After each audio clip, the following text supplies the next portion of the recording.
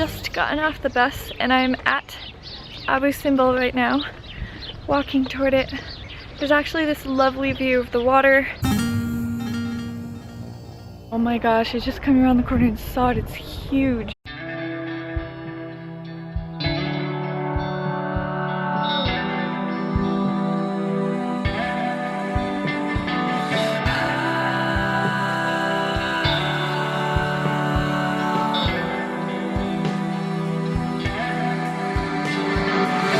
Move around chasing the stars and search for who we are. People move around chasing the stars and search for who we are. People move around chasing the stars and search for who we are.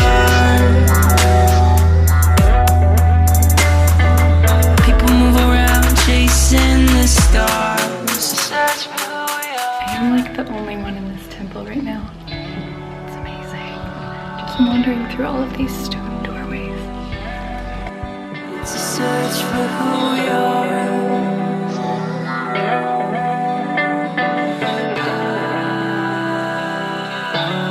It's a search for who we are.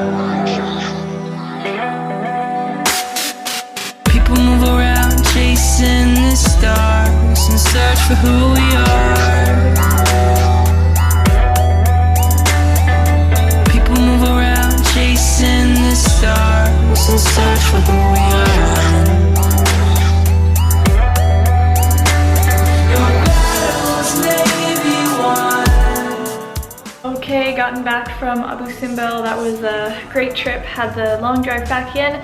Now I'm back in my hotel, but not for long. I have already packed my stuff and I am leaving on another train for Luxor and I'll be in there tonight, so kind of non-stop travel today. So guys, I think I've mentioned before that I have studied Egyptology for many years. It is a huge passion of mine and I just wanted to share with you some of the history and stories of the Abu Simbel temples. So Abu Simbel is actually two separate temples. One was built for the pharaoh and one was built for the queen. They were built by Ramses II, or Ramses the Great. And by that name, you might be able to guess, he was considered one of the greatest and most magnificent pharaohs in all of Egyptian history. At the time, he had just finished a successful military campaign expanding the empire further down into Nubia, so further south. And this was very important to the Egyptian people because not only was the empire expanding and growing more powerful and wealthy, but also because this area farther south was where the Nile River began. And the Nile River was massively important in the lives of ancient Egyptians. It was literally the lifeblood of their country, considered sacred. So this would have been extremely important and cause for celebration for ancient Egyptian people everywhere. Ramses built these temples here not only to celebrate his victories in battle, but also to kind of make a permanent mark on the area and say this land belongs to Egypt. Now, Ramses was known to be very dedicated to his queen, Nefertari. Nefertari was an educated, very intelligent woman, and in a time when most women, even queens, couldn't read or write, she was very involved in affairs of state, politics, the court, diplomacy. She wrote many letters back and forth between kings and rulers of other countries, and she kind of served as this ultimate diplomat for her country in this unique position of power. It was highly unusual to build an entire temple for a queen. In fact, it had only ever been done once before in Egyptian history. When Ramses told people that he wanted to do this, it would have undoubtedly caused huge controversy. People would have said, this was a military campaign. What does that even have to do with your queen? However, as we know, the temples were built. But then Ramses did something for Nefertari that shocked people even more. In Egyptian art, the women are always shown as being very small in comparison to the size of men, and this was to show their inequality.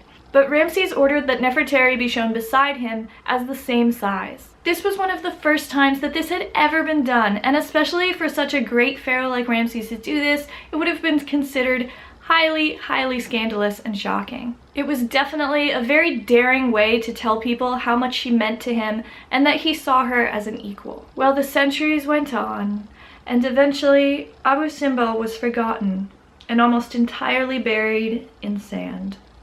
And it stayed that way for thousands of years. Until one day, a young boy who liked to dig in the sand led a Swiss traveler to the ruins. And so, in 1813, Abu Simbel was rediscovered. And as for where the name Abu Simbel comes from, it's not ancient Egyptian. That was the name of the young boy that helped it get discovered, and later it was named after him. Last fact, Abu Simbel actually used to be located underneath where it is now. If people had left it, it would be underwater now, and once people realized this, they decided to move it to higher ground. This was done starting in 1964 and was considered one of the most challenging archaeological engineering feats ever. And now, the temples are safe from the water levels. But speaking of safe, the greatest dangers to these ancient temples today are not the elements, but people. The statues and hieroglyphs in Abu Simbel are right there for anyone to touch, but that doesn't mean that you should. If over time everyone did this, there would eventually be nothing left. Photography is not allowed inside the temples, and this is because the camera flashes do damage them. Even if everyone just forgot to turn off their flashes, over time that would have a negative impact. I was allowed to film inside the temples not only because videos have no flash, but also with the condition that I ask viewers to please respect them, along with all of the other beautiful historic sites around Egypt. I mean, you should do that everywhere in the world. Well guys, I hope that you liked this video today about Abu Simbel. It's a place that I have studied and researched and wanted to go for a long time, so that was awesome to finally see it in person, and I will see you next time here in Egypt. Bye! It's a search for who we are.